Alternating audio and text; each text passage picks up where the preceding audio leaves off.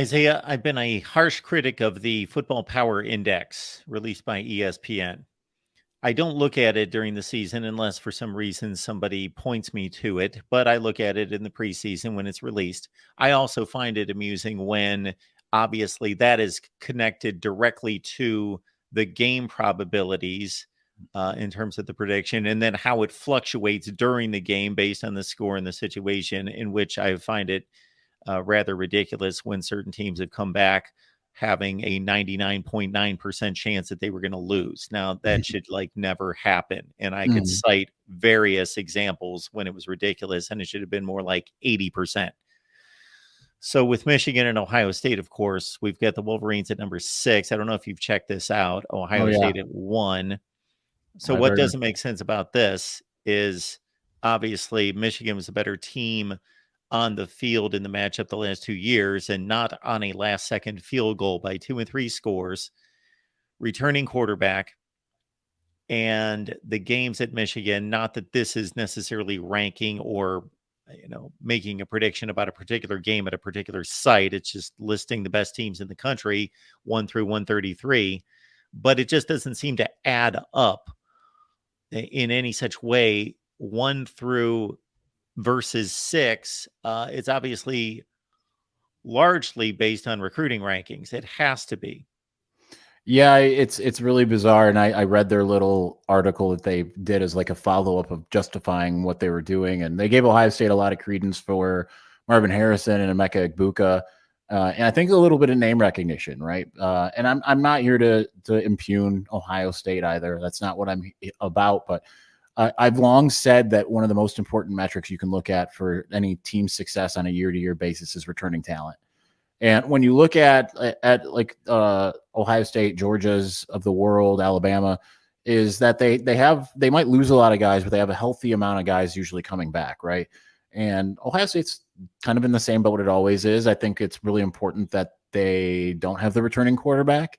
We don't know what Kyle McCord, if he ends up being the starter, exactly what he's going to be. I've been long saying at some point they're going to have to plug in a quarterback, and he's not going to be a generational best, because it's been that way kind of from, with the exception probably of Todd Beckman. It's gone, Troy Smith to, Todd Beckman to Terrell Pryor to Braxton Miller to JT Barrett to Dwayne Haskins to Justin Fields to CJ Stroud. I mean, that's as impressive of a lineage as you can find. At some point that's going to break, and so I wouldn't say, I wouldn't have had Ohio State number 1, but I would have still had Ohio State probably as in the top 5.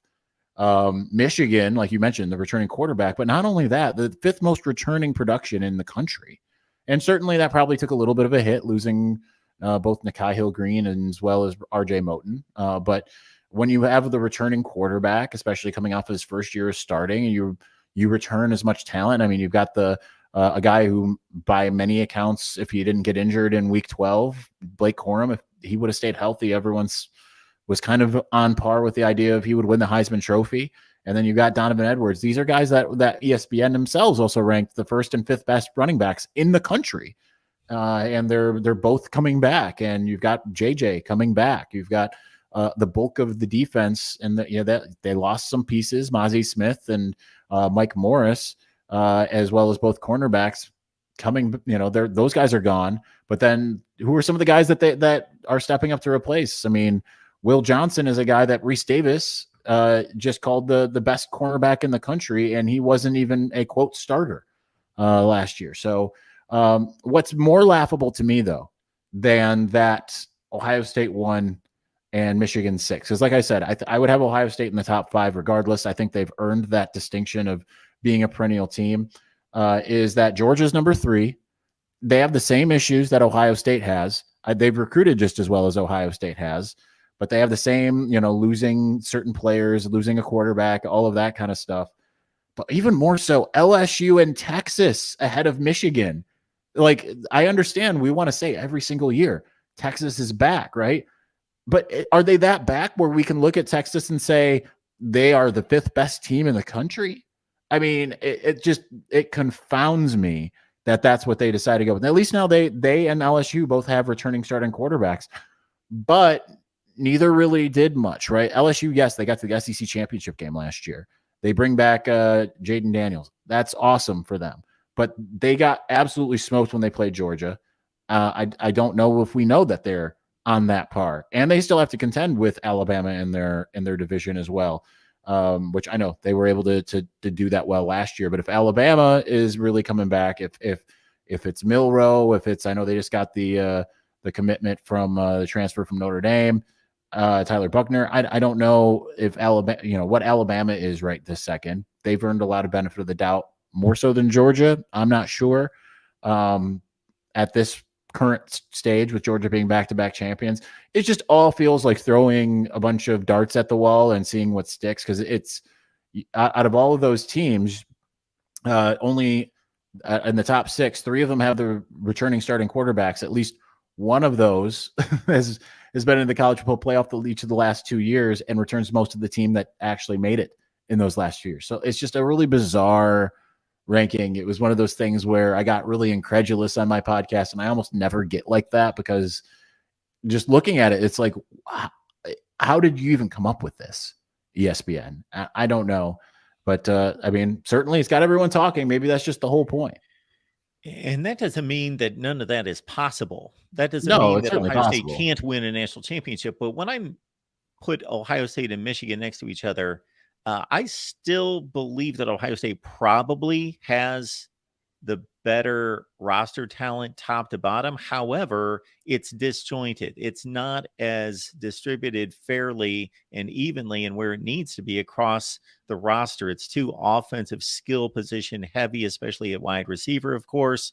And when I look at Michigan, sure, there are things that need to be shored up, things that need to be attended to in August camp, but there are no glaring issues, question marks. For Ohio State, again, I'll call them question marks, not necessarily weaknesses, because they have talented players there, but the secondary is a question mark. The offensive line's a question mark. The quarterback's a question mark. Michigan has no question marks. And again, not individual concerns, sure, that they need to take care of, but they don't have any unit on either side of the ball that I would consider a question mark. I mean, I'd say Michigan has at least a question mark at corner, just opposite Will Johnson. They plugged in Amarian Walker, the converted wide receiver. Jim Harbaugh called him a unicorn in spring ball, and he didn't really look that good in the spring game, to be honest. And they've got some other bodies. Walk-on that kept abusing him. Peyton O'Leary, who's now on scholarship, so that at least can be okay. They've been raving about him, so that's not like a new thing. It just was new for us, right, to finally see it, because fall camp last year they kept on calling him a poor man's Cooper Kupp, and then we didn't see him, right? So it feels like it's from out of nowhere when it's that type of situation, but still, I mean, Steve Klinkscale, the pass game coordinator on the defensive side of the ball, was screaming at Amarian Walker pretty much the entire game. Michigan has some other bodies there, but again, they're untested. Jaden McBurrows was injured from the end of 2021 all the way through. He was another one where he was a 3-star from St. Thomas Aquinas and out of Fort Lauderdale, Florida.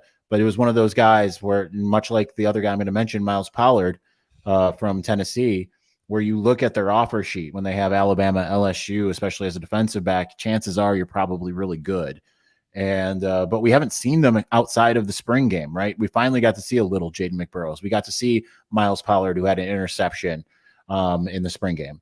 But that's the only place really on the entire team that I would also say wide receiver to some degree, even though Michigan brings back. Yeah, I was going to bring that up.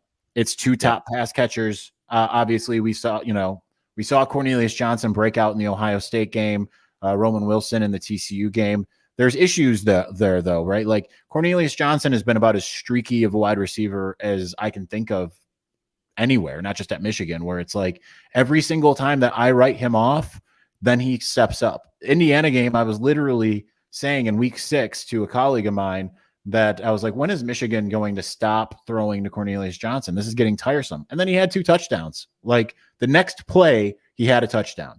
And so he's that type of player. Roman Wilson just always gets hurt in week 5 on the road. So if I was Michigan, they're going to be in, I believe, Nebraska week 5. I would just leave Roman Wilson at home. Don't even take the chance with him. Just put him in bubble wrap, keep him home week 5, because the last 2 years, at Wisconsin, he hurt his wrist, I believe it was, and then last year at Iowa, he got a concussion, and that really precluded him from being a big factor.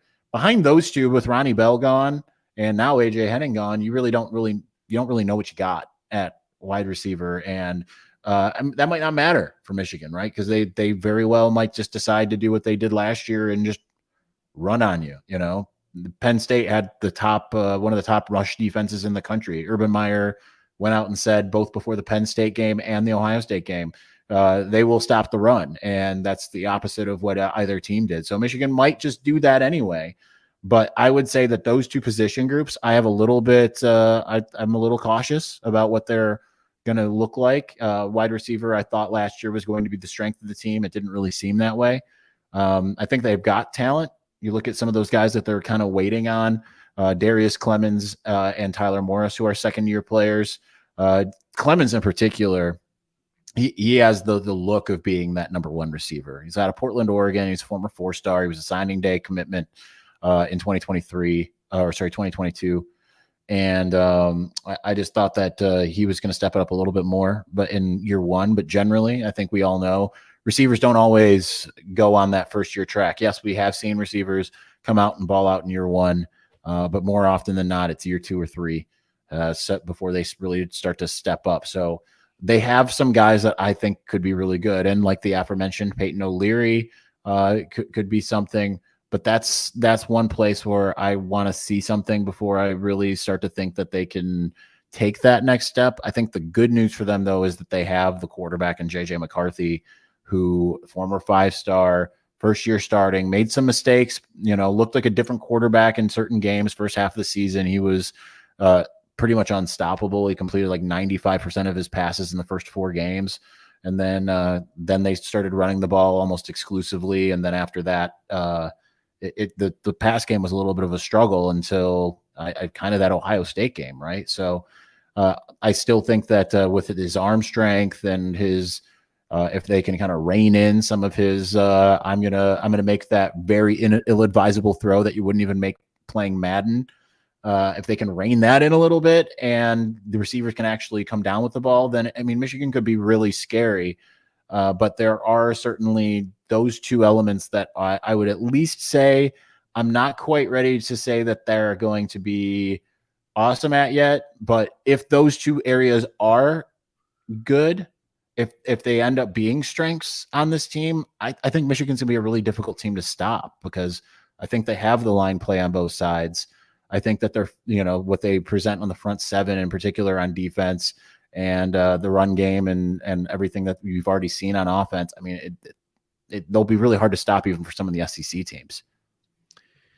Isaiah, we appreciate the breakdown. It's always great to have you here. We want to make sure that people know where to find you, and the best way to do that is WolverinesWire.usatoday.com, Locked On Wolverines podcast, which you can find on anywhere you get your podcast, also on YouTube if you want to watch it. And I do apologize if you do watch it, because I keep on forgetting to hit publish on it until the next day when I sit down to do my podcast. I've done it 2 days in a row. So the best way to get it quickly is anywhere you listen.